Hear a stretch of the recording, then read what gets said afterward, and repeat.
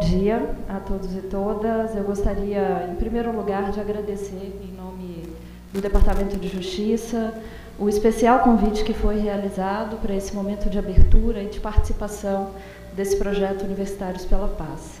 E aí faço uma saudação especial e um agradecimento especial às professoras Vanessa e Luciana, que, em nome da Universidade e da Faculdade de Direito, coordenam essa iniciativa, acho que tão relevante, de aprofundamento do conhecimento dos temas de direitos humanos e de uma agenda de cooperação no âmbito das Nações Unidas. E faço uma saudação especial aqui, em nome do professor Giancarlo, agradecendo a acolhida e o projeto em nome das Nações Unidas. Quando nós falamos tráfico de pessoas no Brasil, do ponto de vista de quem realiza a política pública, nós trabalhamos sempre com a dimensão, o fenômeno tráfico de pessoas, que no contexto brasileiro é distinto em relação ao crime tráfico de pessoas, e eu vou detalhar um pouquinho melhor isso um pouco mais à frente. Mas é muito importante entender que só a soma desses três elementos vai caracterizar o fenômeno do tráfico. Portanto, um exercício de mobilidade, um meio que retira a pessoa do seu ambiente, né, por engano, por fraude, enfim, um conjunto de mecanismos que podem se caracterizar como essa forma de exercício de poder para uma finalidade de exploração. E aí é sempre importante levar em consideração o elemento consentimento. E, do ponto de vista da proteção internacional dos direitos humanos, o elemento consentimento para a caracterização do crime tráfico de pessoas ele é irrelevante. Portanto, por mais que, ao receber uma proposta de um trabalho, né, maravilhoso no exterior e chegar lá e identificar que, na verdade, a pessoa acabou caindo em uma situação de tráfico de pessoas, por mais que ela tenha consentido, que ela tenha autorizado essa ida, esse consentimento ele é entendido como irrelevante, porque ele se deu por algum mecanismo de exercício de poder. E esse mecanismo de exercício de poder, ou o engano, ou a fraude, ou o abuso da posição de vulnerabilidade, e quando nós tratamos desse abuso da posição de vulnerabilidade, nós estamos tratando de situações em que aquela pessoa se encontrava em uma situação de vulnerabilidade, ou porque estava sofrendo algum grau de violação de direitos humanos, e essa é uma realidade que, quando nós olhamos para o Brasil, nós identificamos em especial na população LGBT, que, em geral, já sofre um processo de violação e de não aceitação no lugar onde está, ou pelas suas famílias, ou pelo ambiente social em que convive, né, ou porque já está sofrendo algum grau de abuso ou de violação e de desrespeito, que acaba fazendo com que aquela oportunidade, ou aquele convite, ou aquela proposta que vai surgir, acabe sendo a única oportunidade de, às vezes, sair de uma condição de exploração anterior. Então, quando nós falamos em condições de vulnerabilidades, elas são distintas. São sociais, são econômicas e são da própria ordem da garantia e do exercício dos seus direitos. Então, esses são os elementos que hoje caracterizam o crime do tráfico. E aí a gente vai falar um pouco mais sobre indicadores, de como tentar identificar alguma potencial situação. Mas sempre lembrem de combinar esses três elementos para caracterizar o tráfico de pessoas. Eita, eu acho que eu saí aqui ao invés de... Você só me ajuda a voltar para a tela, por favor? E aí, quando nós vemos, por exemplo, a novela da Glória Pérez, quem está acompanhando a novela aí, ou minimamente assistiu um capítulo ou outro? Algumas, né? As meninas que estão pesquisando nesse tema.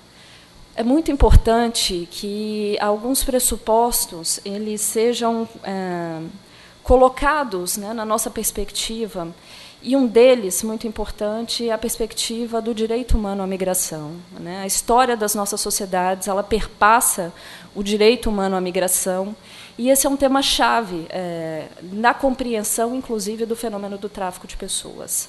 Envolto aos processos migratórios, nós temos distintos fluxos que se formam, e esses fluxos vão desde processos, né, de uma livre migração regular, documentada, né, que esse é o termo, até processos de exploração ou de violações anteriores que fazem com que o indivíduo acabe optando ou necessitando de um processo migratório para poder exercer o seu pleno direito à vida. E nisso nós vamos encontrar, em especial, nos casos de refúgio, nos casos de necessidade de asilos políticos, e envolto ao processo do fenômeno migratório, nós temos esses fluxos que se caracterizam também como a possibilidade de exploração da vida humana neste processo migratório. E aí entram fenômenos de violações de direitos, como é o caso do tráfico de pessoas. Mas existem outros fenômenos que são muito próximos e que é importante que a gente distinga conceitualmente, como é o caso, por exemplo, do contrabando de imigrantes. Há muito equívoco quando se fala sobre o tráfico de pessoas em, por vezes, misturar o contrabando de imigrantes ao tráfico de pessoas. E o contrabando de imigrantes é aquele processo de contratação, por exemplo, de coiotes para o cruzamento de fronteiras. Ali você tem o desejo de cruzar uma fronteira, é um processo internacional, um crime internacional também estabelecido e, por vezes, sob a organização sob a égide de organizações criminosas que realizam esse processo de facilitar fluxos humanos. E nós temos uma grande diferenciação. Por exemplo, o caso da vinda dos haitianos, nós temos uma grande mistura do que aconteceu, do ponto de vista da interpretação da imprensa, daquele fenômeno. Ali nós tínhamos um fenômeno de uma necessidade de imigração em função de uma catástrofe ambiental, né? Hoje já se discute, inclusive, o Instituto do Refúgio Ambiental, como uma possibilidade jurídica no âmbito do Instituto do Refúgio, mas que as pessoas acabaram contratando coiotes para conseguir cruzar as fronteiras e chegar à fronteira brasileira. Ali, a grande discussão humanitária que se teve é que não haveria essa necessidade, o risco de se recorrer a mecanismos ilegais e riscos, inclusive, de vida, porque esses coiotes acabavam cruzando pela floresta equatoriana, pela floresta colombiana, para conseguir chegar ao Brasil, quando, na verdade, o próprio governo brasileiro, no final do processo, abriu mecanismos mais diretos de vinda desses haitianos para o Brasil. E sempre o risco que a gente corre em processos de violações de direitos como esse é de simplificação desses processos humanitários. Nós temos um país em colapso, em que a vida humana, para continuar, demanda um processo de acolhida e de solidariedade internacional, e as manchetes que muitas vezes a gente vai ver no Brasil é de invasão de haitianos no país. Olha só como o processo do respeito ao direito humano ao migrar, o respeito a viver uma vida digna e uma outra possibilidade de reconstrução de vida num país, nem sempre ele é respeitado. Então, entender o tema do tráfico humano demanda compreender também o processo de fechamento de fronteiras e os processos dos fluxos humanos migratórios, as tendências para que esse direito humano possa ser exercido na sua plena liberdade. Então, quando nós falamos do crime, tráfico de pessoas, nós olhamos, em geral, para o mundo, porque esse é um crime que cruza fronteiras, não tem limites, e que, quando nós olhamos para o contexto brasileiro, ele se estabelece em dinâmicas muito distintas do que em outros lugares do mundo. Nós temos um país que é um país de origem, portanto, de vítimas, um país foco de aliciamento para que esse crime ocorra na sua dimensão transnacional, portanto, um processo de mobilização e de aliciamento de brasileiros que são explorados no exterior, mas nós também somos um país destino. E aqui nós temos hoje dinâmicas de exploração de estrangeiros que querem exercer esse pleno direito a uma vida, ao exercício da sua vida e da sua liberdade, mas que são explorados e, portanto, têm os seus direitos restringidos no contexto brasileiro. E, além disso, temos um fenômeno que é o que nós chamamos da exploração pelo tráfico humano no nosso contexto interno. E aí, uma exploração que às vezes vai se dar no próprio Estado ou cruzando fronteiras interestaduais, mas que também é uma característica do nosso país. E, além de tudo, somos um país de passagem, portanto, rota para que os nossos co-irmãos latino-americanos também passem pelo Brasil e sejam explorados em outros países. Então, entender o Brasil em relação a esse fenômeno é entender o Brasil com uma característica distinta, inclusive, de muitos outros lugares do mundo.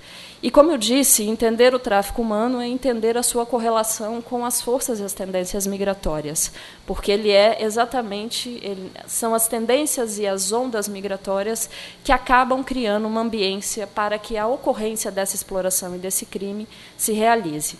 Quando nós olhamos para o Brasil agora, país do futuro, país em desenvolvimento, país sede, foco de grandes jogos mundiais, de grandes eventos internacionais, país que passa a assumir uma visibilidade internacional que, historicamente, não, e de uma ambiência de desenvolvimento econômico distinta em relação a contextos de décadas passadas recentes, nós passamos a viver um novo contexto Brasil. E esse contexto Brasil é do Brasil agora como um país destino, né? Nós não só estamos vivendo um processo de inversão da onda migratória, do retorno dos brasileiros, que durante as crises econômicas, em especial na década de 80, 90, começo dos anos 2000, saíram do país e agora estão regressando, portanto, uma necessidade de acolhida desses brasileiros, né, que passaram anos desconectados de uma realidade Brasil, que, se a gente olha em uma década, se transformou brutalmente,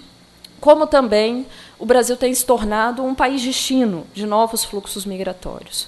Então, é sempre importante compreender que o conceito do próprio tráfico de pessoas ele vai se aproveitar dessa ambiência de mobilização e de organização desses fluxos migratórios internacionais.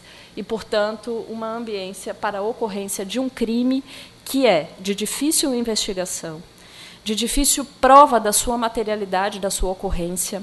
Então, do ponto de vista de ambiência propícia para a ocorrência do crime, ele é, para as organizações criminosas, um crime muito vantajoso, porque ele tem baixa pena aplicada em geral, ele é de difícil, como eu disse, prova, portanto, de conseguir, no âmbito da repressão e da responsabilização na cadeia jurídica, se comprovar a materialidade da sua ocorrência, e, do ponto de vista da lucratividade que ele gera, ele é, pelas Nações Unidas, interpretado como o terceiro crime mais lucrativo do mundo, perdendo apenas para o tráfico de drogas e para o tráfico de armas.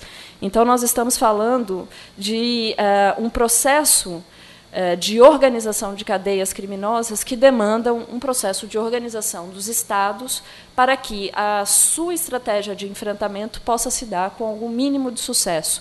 Porque, às vezes, aqui a Polícia Federal, para conseguir combater o crime, vai demandar o apoio e a solidariedade das polícias europeias, né, sejam a própria Europol, ou sejam as polícias nacionais de cada país, ou, agora, a nova onda migratória internacional tem sido o aliciamento de modelos, jogadores de futebol que estão indo para o Azerbaijão, para o Irã, para a China, né, enfim, para a Índia, e são novas rotas e novos processos migratórios de exploração pelo tráfico humano e que vão demandar toda uma estratégia de cooperação dos Estados para que o crime possa ser enfrentado. Aqui são alguns fatores, né, que causam ou que favorecem a ambiência para que esse crime ocorra. Como eu já disse, para além das próprias vantagens que se estabelecem para as cadeias criminosas, né, em relação ao fato de vários países o crime ainda não ser punido, ou não ser considerado crime, não existir um tipo que possibilite, inclusive, a cooperação entre os países, ele é um crime que está associado a dinâmicas culturais. Então, haverá o tráfico de pessoas onde houver mercado para que ele ocorra, né, onde houver dinâmicas de exploração que demandem ou exijam que mulheres, crianças, adolescentes, jovens, travestis, transexuais sejam aliciados para alimentar o mercado do sexo. Haverá tráfico de pessoas onde existir lógicas de consumo pouco racionais, porque são as lógicas de consumo irracionais, ou os padrões de consumo, por exemplo, no mercado da indústria têxtil, que vão alimentar cadeias de exploração no âmbito do trabalho escravo. Né? Então, é sempre importante entender que ele está associado a uma demanda de mercado. E aonde esse mercado existir, e esse mercado se alimenta das nossas dinâmicas culturais. Né? Ainda há na família brasileira uma tradição, eu não sei se tanto no Rio, mas quando a gente olha para o Nordeste, olha para o meu próprio estado, eu sou mineira, aquela dinâmica de buscar a menina lá no interior para ser explorada no âmbito do trabalho doméstico. E a família interpretando ou concebendo aquilo como uma oportunidade que está gerando para aquela menina que estava numa situação de vulnerabilidade lá no interior. Então, é entender que esse crime se perpetua e continuará a existir enquanto as nossas práticas da relação humana não se transformarem para um processo, de fato, de respeito aos direitos humanos. Não se transformarem para conceber relações de gênero mais igualitárias, para conceber relações de respeito à orientação sexual, para conceber novas práticas do exercício da própria formação das famílias, saindo um pouco da lógica paternalista, passando para novos exercícios e novas dinâmicas familiares.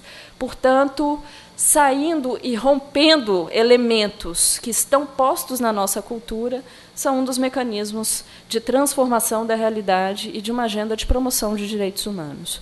Então, entender o tráfico de seres humanos é entender uma violação profunda a um direito humano, em especial de existir e de ter a liberdade. Outros elementos acabam, quer dizer, para além dos fatores culturais, para além da demanda de mercado por uma oferta de serviços, para além de uma ambiência propícia para a ocorrência desse crime, acabam gerando essa ambiência para que o fenômeno do tráfico de pessoas ocorra. E aí entram os temas de políticas migratórias restritivas. Portanto, estratégias de financiamento, na medida em que nós os globalizamos do ponto de vista econômico e cultural e fechamos as nossas fronteiras, nós também criamos uma ambiência para que o fenômeno do tráfico de pessoas e até mesmo do contrabando de imigrantes tenha uma ambiência para que esse crime possa ocorrer. Então, políticas migratórias restritivas, e no caso brasileiro nós temos um desafio muito grande. Nós ainda lidamos com um marco jurídico, que é o Estatuto do Estrangeiro, pré-democrático. Nós estamos falando de uma legislação que é da década de 80, que ainda percebe o estrangeiro sobre a lógica da segurança nacional, e não sobre a lógica do desenvolvimento do nosso país. Então, a transformação, por exemplo, do marco migratório brasileiro é um desafio posto para ajudar, inclusive, a enfrentar os crimes que ocorrem em torno desse processo migratório, como, por exemplo, o tráfico humano. E, óbvio, deficiência nas respostas estatais. E aí, todas as vezes que nós nos deparamos com crimes, em especial os crimes sexuais, a tendência é que uma vítima de uma violação tão profunda como essa, ela tenda a não confiar nos agentes públicos.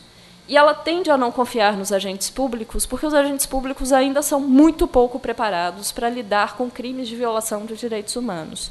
Então, ver uma sala cheia aqui hoje, de futuros advogados, psicólogos, advogadas, o que mais que temos aqui? Relações internacionais, que hoje estão preocupados com o tema de direitos humanos, é uma grande expectativa para o futuro do nosso país, inclusive. Porque se hoje nós vivemos essa realidade de uma baixa denúncia, assim, as pessoas não buscam as instituições porque sabem que não vão ter o respeito adequado, o tratamento adequado, e um ambiente de amparo e proteção em função do grau de violação que sofreram. Então, todas as vezes que nós falarmos de violações sexuais, nós tenderemos a ter uma baixa confiança das pessoas que passaram por algum grau de violação desse nível em buscar as autoridades públicas. Então, esse também passa a ser um desafio muito grande, que é de até mesmo identificar a ocorrência desse fenômeno e as instituições estarem preparadas para acolher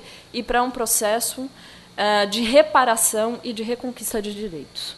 E aí existem tantas outras causas que acabam sendo aí elementos que geram uma ambiência para que um fenômeno como o tráfico de pessoas ocorra.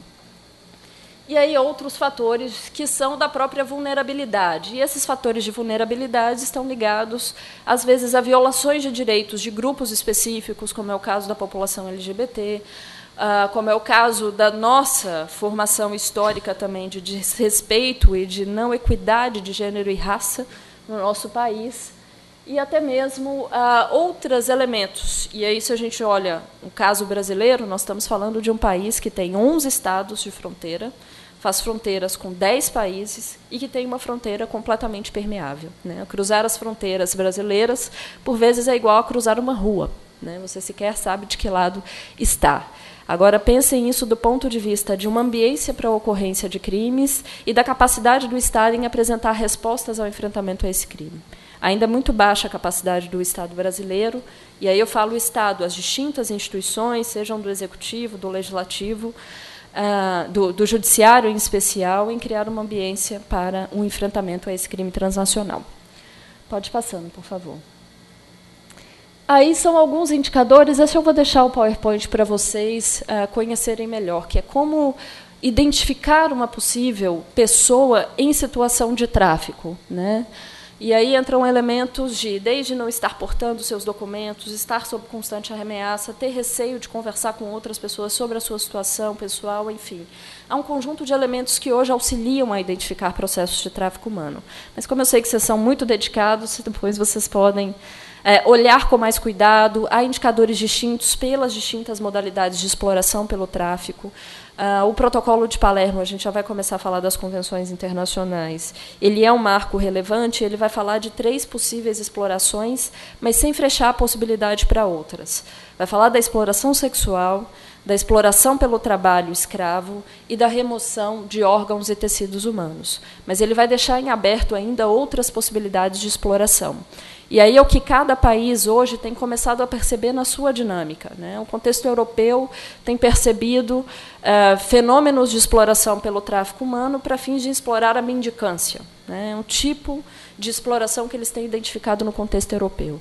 Quando nós olhamos para o contexto brasileiro, nós já vamos identificar o contexto da adoção ilegal, o casamento servil, que é o processo, às vezes, né, de sedução das mulheres brasileiras para se tornarem escravas sexuais ou laborais, né, em especial na Europa ou em alguns outros países do mundo. Enfim, são dinâmicas de exploração que ainda estão abertas e que começam a ser identificadas quando se combinam esses 3 elementos em cada um dos países. E aí, do ponto de vista internacional, né, assim, como é que o fenômeno tráfico, quer dizer, esse processo de exploração do homem pelo homem, está dado no processo da nossa humanidade. Mas, no começo do século XX, ele começa a ser enfrentado do ponto de vista de construção de algumas convenções internacionais, e, em especial, quando começam a se avançar os processos de abolição da escravatura no mundo. E aí nós temos um primeiro marco, que, na verdade, vem de 1905, 1907, talvez vocês vão estudar e vão achar melhor a data do que eu, aí fica o desafio, que é uma convenção para repressão ao tráfico de mulheres brancas, que eram escravizadas, acompanhando o processo de colonização europeia, e essas mulheres eram enganadas para fins de exploração sexual ou exploração da prostituição. Esse é um primeiro marco que vai, lá no começo do século XX, começar a enfrentar e a colocar uma nova dinâmica de exploração para além das práticas de escravaturas que começavam a avançar do ponto de vista não só nacional, mas de uma preocupação internacional de superação de práticas históricas como essa. E aí essa convenção, de 1905, 1907, vai dar origem, após alguns processos de avanço, a uma primeira convenção internacional para a superação do tráfico de pessoas e a exploração da prostituição de outrem, lá em 1949. E daqui para frente, esse processo vem avançando, da década de 50 passada para cá, até se transformar no conceito do tráfico de pessoas, tal como nós compreendemos hoje, e que os países aderiram a essa nova convenção da ONU, que é o famoso Protocolo de Palermo. Então, alguns mecanismos, convenções internacionais auxiliam e amparam o processo de enfrentamento ao tráfico de pessoas.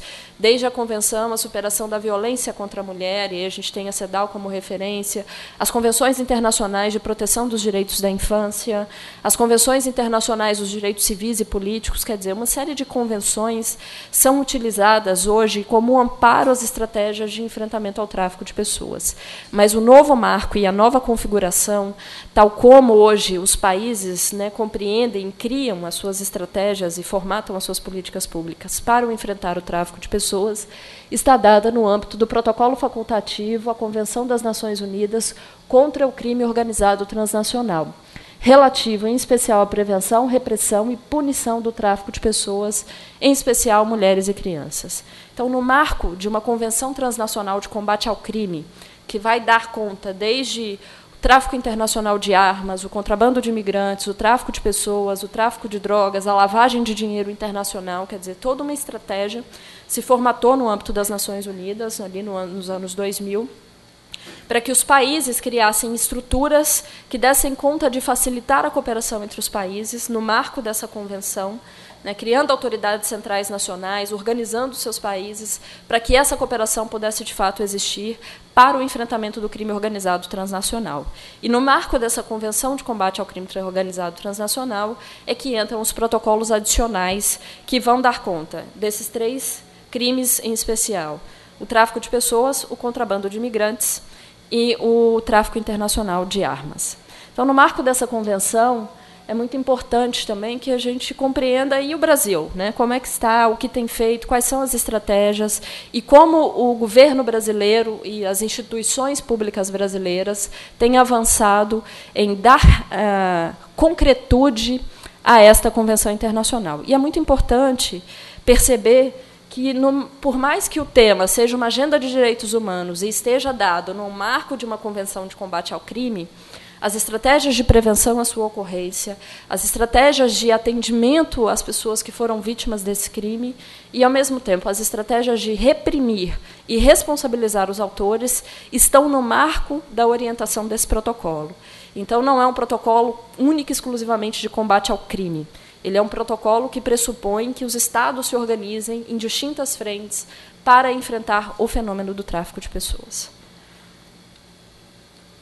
Aqui são alguns instrumentos internacionais no âmbito do trabalho, que também são importantes. Eu vou te pedir ajuda aqui. Né, a Convenção sobre o Trabalho Forçado, a abolição do trabalho forçado, a proibição das piores formas de trabalho infantil, a eliminação de todas as formas de discriminação em matéria de emprego e a ambiência, inclusive, do trabalho decente ao migrante em outro país. Então, também são convenções importantes que firmam e que criam uma base, né, para que os países possam, do ponto de vista internacional, respeitar as diretrizes das Nações Unidas e criar uma ambiência de gestão de políticas públicas que deem resposta a esses tipos de violação. Pode passar, por favor.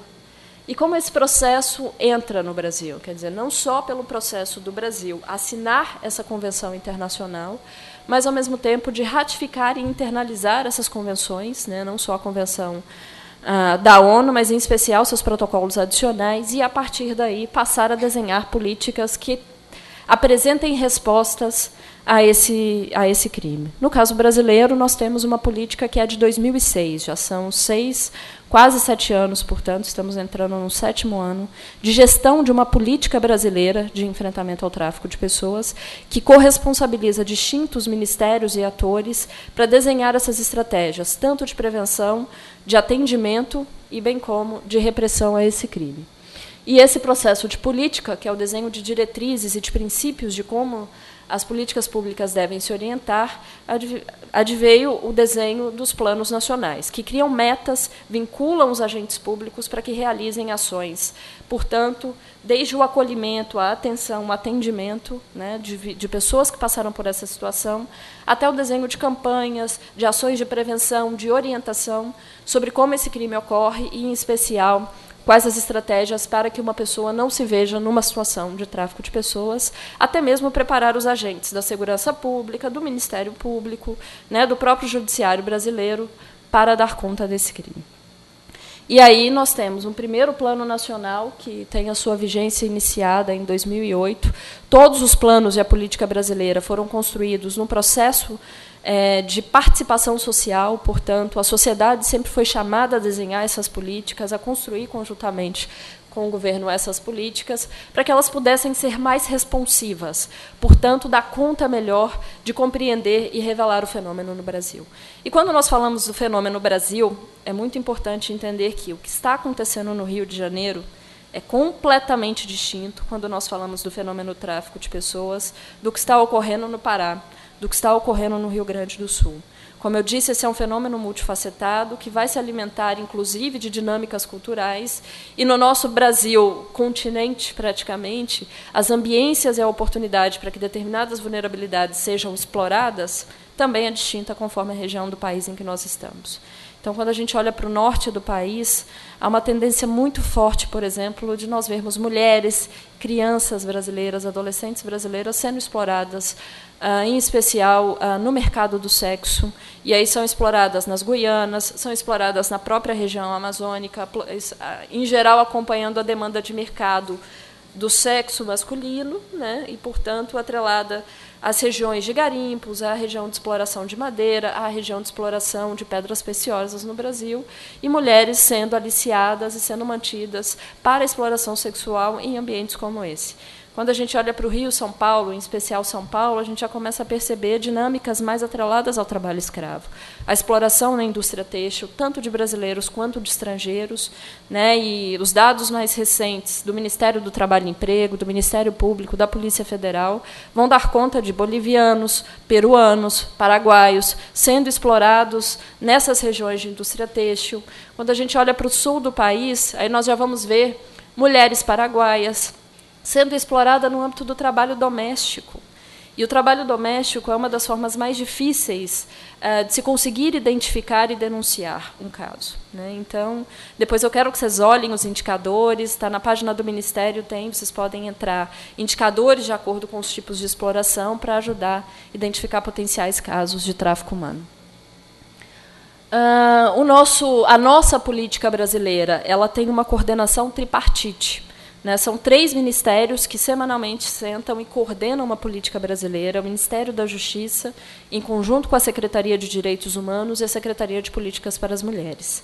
E coordenam 17 ministérios que implementam metas desses planos nacionais. Nós estamos agora na iminência de lançamento de um 2º plano nacional, que vai ter uma vigência de 4 anos.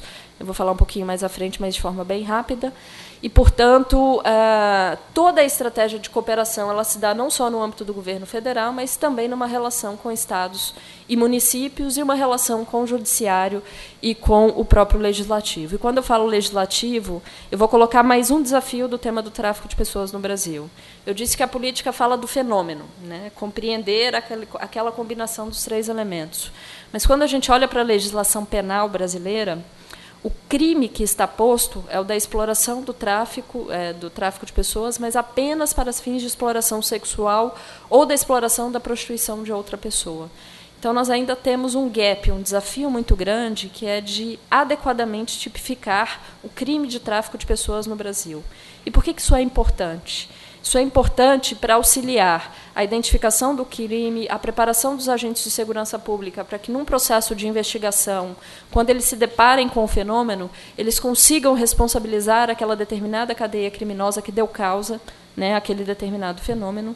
E, em especial, entender que nem sempre nós estamos falando de um crime organizado, transnacional, que demande, sei lá, grupos russos aliciando mulheres no Brasil. Às vezes, essa relação de aliciamento e de exploração ela se dá num contexto de vizinhança, de proximidade, né? São parentes, são vizinhos que conseguiram alçar uma possibilidade ou uma luz, né, em algum outro país, do ponto de vista de se estabelecer no mercado de trabalho, e que vai trazer brasileiros próximos da região de vizinhança e vai explorá-los.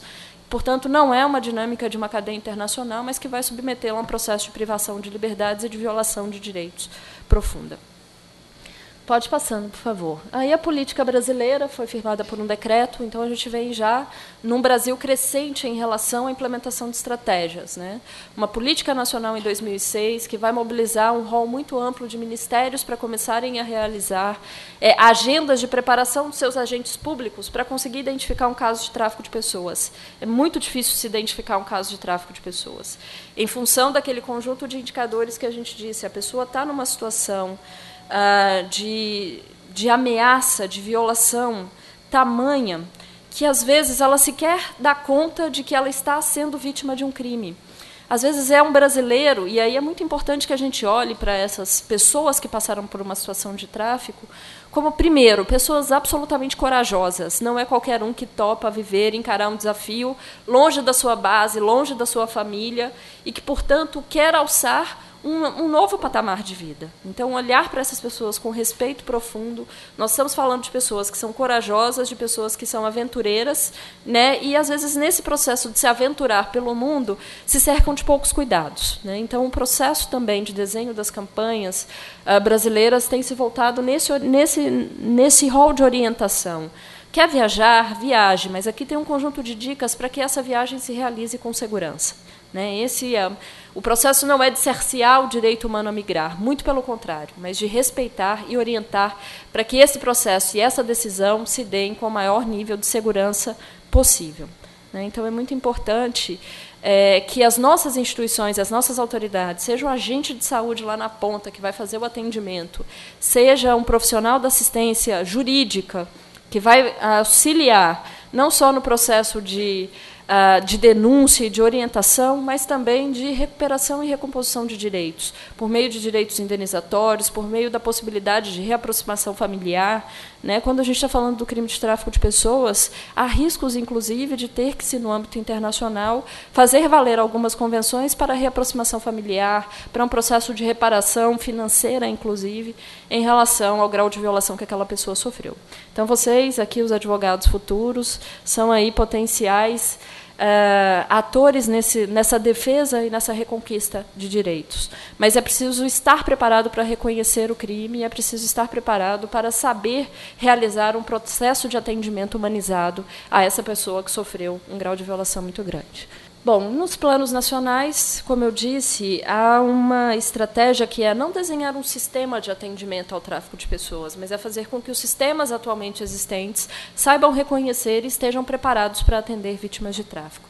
Portanto, a estratégia de desenhos de redes, de integração entre as políticas públicas, para que um profissional da saúde, um profissional do direito, né, um profissional da assistência social, saibam reconhecer e estejam preparados para atender potenciais vítimas desse caso. Pode passar, por favor. O nosso segundo plano nacional, que está para ser lançado, também foi fruto de um amplo processo participativo. Só rapidamente, ele se organiza em linhas normativas que vão desde o aperfeiçoamento do marco normativo, integração e fortalecimento das políticas públicas, capacitação, que é o processo de preparação para os agentes públicos, gestão do conhecimento, campanhas e mobilização, que é o nosso plano nacional. Aqui são alguns marcos, mas eu vou deixar isso no PowerPoint para vocês. Da legislação de amparo no Brasil ao enfrentamento ao tráfico de pessoas. Então, desde, por exemplo, uma resolução do Conselho Nacional de Imigração, que possibilita às vítimas de tráfico de pessoas permanecerem no Brasil, né, porque, em geral, essas pessoas entram indocumentadas e ainda correm o risco de serem deportadas para os seus países de origem. Então, desde a possibilidade de permanência do território brasileiro, em conjunto com seus familiares, até mecanismos que orientam, né, os profissionais da assistência social como produzir o atendimento.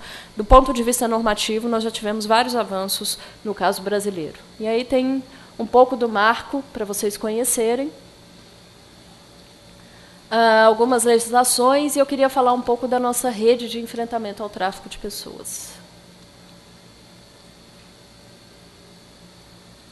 E essa rede ela é composta de alguns elementos fundamentais, que é, primeiro, os espaços de participação social em torno das políticas públicas, que são os conselhos, os comitês. Vocês já estudaram isso, os espaços de participação social, né, as novas formas de democracia participativa na legislação brasileira, que cria uma ambiência para que esse tema possa ser discutido no âmbito da segurança, da saúde, da justiça, da educação, da igualdade racial, mulheres, etc., para que as estratégias sejam desenhadas envolvendo todos esses atores. A necessária presença e debate com as organizações da sociedade civil, né, e também os organismos internacionais mandatários desse tema. Vocês vão ter um pouco aí a expertise de conhecer os mandatos, um pouco das Nações Unidas. No caso do crime do tráfico de pessoas e dos crimes transnacionais, a Agência das Nações Unidas, né, responsável é o UNODC, que é o Escritório das Nações Unidas contra Drogas e Crimes, que tem um escritório Brasil e Conisul aqui, e que é um parceiro no desenvolvimento desse conjunto de políticas e planos, e a nossa rede estabelecida de núcleos e postos, que são o nosso mecanismo de relação federativa, né? Governo federal, governos estaduais e governos municipais, agindo de uma forma conjunta e articuladas em rede para o enfrentamento ao tráfico de pessoas. e, portanto, nos 3 eixos que pressupõem a nossa política, promovendo uma articulação para que o governo possa se articular em torno das respostas a esse crime. Do ponto de vista dessa articulação federativa, eu vou passar um pouco para frente só para mostrar no território nacional. Nós temos uma relação que são os núcleos de enfrentamento ao tráfico de pessoas. Aqui no Rio de Janeiro tem um núcleo que é vinculado à Secretaria de Assistência Social, né, e que, portanto, organiza, com os parceiros da sociedade civil, com o Comitê de Enfrentamento ao Tráfico de Pessoas aqui do Rio de Janeiro, por exemplo, as ações de prevenção, de repressão e de atenção às vítimas. E temos o que nós chamamos de pontos de atendimento humanizado ao migrante em locais de grande circulação de população migrante. Então, nos grandes aeroportos, grandes rodoviárias, grandes portos, né, quando a gente olha para a região amazônica, estão sendo instalados esses postos avançados de atendimento humanizado. Já são 13 no Brasil hoje. Aqui nós temos um no aeroporto do Galeão, temos no aeroporto de Guarulhos, no aeroporto Valdecãs, no Pará, no Ceará, também na rodoviária do Tietê, que é a maior rodoviária do Brasil, em portos fluviais, né, na região amazônica, e a gente olha para Parintins, Manacapuru, enfim, Manaus, também estão sendo estruturadas essas unidades que prestam atenção e apoio ao migrante, em especial orientam, do ponto de vista da prevenção, essa população migrante que flutua por esses espaços. E uma estratégia no âmbito da nova Estratégia Nacional de Fronteiras, que instalará 10 novos postos na região de fronteira ao longo deste ano e do próximo ano. E os comitês, que são esses espaços que se formam em que a sociedade civil, organismos internacionais, distintos atores de governo e dos demais poderes sentam para desenhar ações conjuntas, que são os planos que dão concretude a essas ações. Vou passando algumas partes, que é como essa rede se articula, que projetos nós implementamos hoje no Brasil. Então, desde a realização de pesquisas, campanhas nacionais, nós estamos relançando agora esse mês a campanha do passaporte, que nós distribuímos, junto com os passaportes da Polícia Federal, dicas de como viajar com segurança, projetos internacionais que nós realizamos, e aí é sempre importante ter em mente que, para crimes transnacionais, a cooperação internacional é fundamental. Então, desde negociação de acordos bilaterais ou multilaterais com os países, tanto para atendimento de vítimas estrangeiras no Brasil e da população brasileira ser atendida lá fora, até desenhos de como cooperar do ponto de vista jurídico, para que uma vítima brasileira possa ser ouvida por algum tribunal internacional. E aí entram dinâmicas distintas no âmbito da cooperação jurídica internacional, estão colocados a serviço da política de enfrentamento ao tráfico de pessoas. O Comitê Nacional, que será estruturado esse ano também, que vai dialogar com conselhos nacionais existentes e que vai permitir a participação da academia brasileira e das entidades da sociedade civil no processo de desenho da política nacional. E, por último, eu queria falar da cooperação jurídica internacional. A cooperação jurídica, portanto, é esse intercâmbio de documentos para garantir o cumprimento na extraterritorialidade de decisões ou de atos jurídicos no processo de responsabilização, portanto, nos processos judiciais. Nós temos, desde a Convenção das Nações Unidas, no contexto brasileiro, a definição de uma autoridade central que tramita esses pedidos de cooperação. Então, a autoridade central é o Ministério da Justiça, o Departamento de Recuperação de Ativos e Cooperação Jurídica Internacional, que recebe e tramita todos esses pedidos entre os juízos para que a cooperação possa se efetivar, tanto em matéria penal quanto em matéria civil. Então, do ponto de vista civil, mecanismos de indenização, de reaproximação familiar são postos, de prestação internacional de alimentos, um pai que foi embora e aí o filho ficou sem nenhum tipo de pensão alimentícia, tudo isso tramita pelas autoridades jurídicas, e o esforço do Ministério da Justiça é de realizar acordos de cooperação entre os países para possibilitar que a cooperação possa ser realizada. Então, nem sempre essa cooperação é um mecanismo conhecido, ela ainda é um mecanismo pouco difundido, pouco estudado nas faculdades de Direito, nas faculdades de Relações Internacionais, e que, certamente, eu tenho certeza que vocês vão querer conhecer um pouco melhor. Então, se quiserem conhecer a página do Ministério da Justiça, para conhecer um pouco melhor sobre as autoridades centrais e sobre os mecanismos de cooperação jurídica internacional, que é a realização do direito do ponto de vista internacional, quando nós falamos de garantir o direito na extraterritorialidade em um outro país. Então, a autoridade central realiza toda essa centralização de comunicações, que vão, inclusive, a cooperação entre as polícias para uns processos de investigação, a cooperação entre os juízos, a cooperação entre os ministérios públicos, para que esse exercício, né, não só de cooperação do ponto de vista penal possa existir, mas também jurídico. Aqui são algumas convenções multilaterais que são base para que esses pedidos ocorram. Então, desde a Convenção das Nações Unidas contra o Crime Organizado Transnacional, a Convenção Interamericana, e a gente está olhando do ponto de vista hemisférico, e do ponto de vista do Mercosul também nós temos instrumentos jurídicos que dão base para essa cooperação. Só para vocês terem uma ideia, aqui, vou passar. Em tema de tráfico de pessoas, em 2011, foram 33 pedidos de cooperação, né? Isso para vocês terem uma ideia de como é um mecanismo válido, mas ainda pouco conhecido, que, no processo de investigação penal, se utiliza, por exemplo, desses mecanismos de cooperação jurídica. E, por fim, como denunciar, né? Identificado um caso, identificado uma potencial situação, quais são as instituições que dão apoio, amparo e que servem aí de canal de denúncias. E aí nós contamos tanto com o Disque 100 da Secretaria de Direitos Humanos, que é um canal de denúncias para qualquer violação de direitos humanos, quanto com o Ligue 180 da Secretaria de Políticas para as Mulheres, que, inclusive, tem hoje canais de atendimento no exterior. Né? Caso uma pessoa esteja, uma mulher em especial, esteja em situação de violação de direitos ou de vulnerabilidades na Espanha, em Portugal, na Itália, ela pode, inclusive, ter um número internacional de pedido de apoio ou de orientação às autoridades públicas brasileiras. E, além disso, a Polícia Federal, que, no caso do crime transnacional ou entre os estados no Brasil, é a polícia com a competência para investigar o crime do tráfico de pessoas. Né? E é sempre importante entender que, às vezes, quando o crime ocorre dentro do mesmo estado, a responsabilidade vai recair sobre as polícias civis para o processo de investigação e até o apoio das polícias militares do ponto de vista ostensivo. Então, aqui são algumas informações preliminares. Eu sei que também não queria cansar vocês. Temos muito material à disposição, caso queiram conhecer melhor, perguntas mais frequentes que vocês queiram. Agora é o momento da gente conversar sobre esse tema. E eu abro a uma rodada aqui para que possamos explorar um pouco mais o fenômeno do tráfico de pessoas e deixo aqui os nossos canais, as nossas redes sociais, caso vocês queiram depois perguntar ou ter maiores informações sobre a política brasileira. Obrigada.